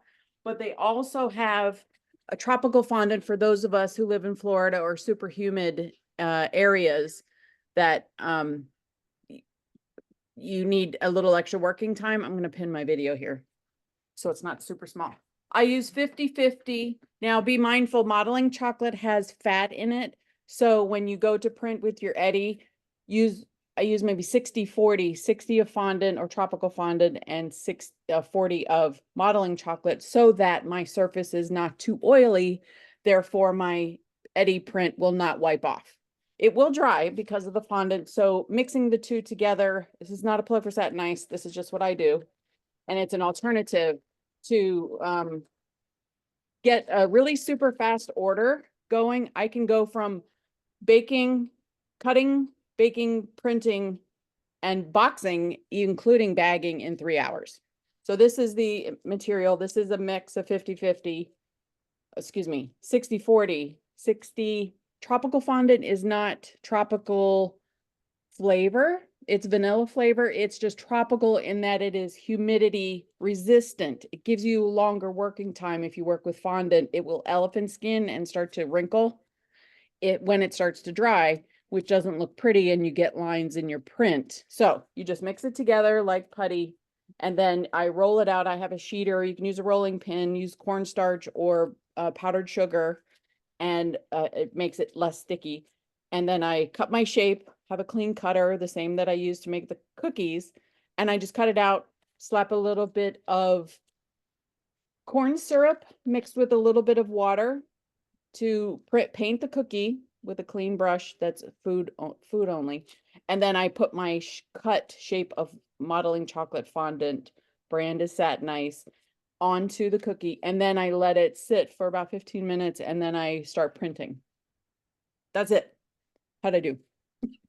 You did awesome. Okay. Good job. Thanks. Thank you very much. Okay, everybody, we are coming to the end of this session. Can I just get a couple of thumbs up or drop something in the messages? Have you found this useful? Thumbs up, good stuff. Okay, fantastic. Okay, so we are all here doing this on a voluntary basis. I would say to you that Primera, I cannot say enough nice things about Primera. They're really, really nice to work with. They are excellent in their support. In my opinion, they've created a product that has elevated what we do with our cookie business. Like many others on this call or this meeting, I sometimes give a cookie that is 100% only print, like I do photorealistic pictures onto cookies, particularly for anniversaries. I don't add anything to those. But then you'll have a, like a bridal cookie, and you'll add a few little embellishments.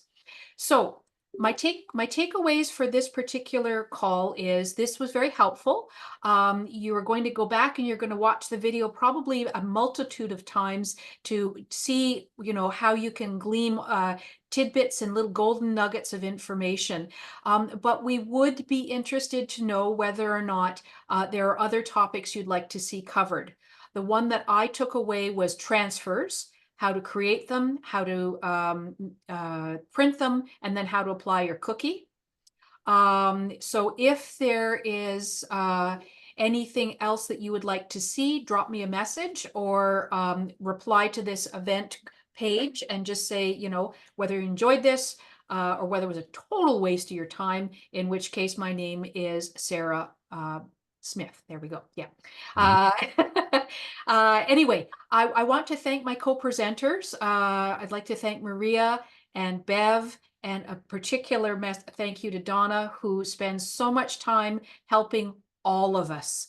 And Maria as well, very, very helpful. Bev, I can't say enough wonderful things about her. Not only is she an amazing baker and artist, she's just the most beautiful soul. So, now, are there any burning questions that you'd like us to answer before we hang up? We have 2 minutes. Sarah Smith, exactly. So if you look for Bonnie Beach, you'll never find me. Okay, unless there's anything that I'm just not seeing, I want to thank you all for coming today. Of all the things you could be doing today, you chose to be here with us. So thank you very much. Thank you to everyone. We really appreciate it. And keep your eye out for possibly a new one. Thank you, everyone. Have a great day.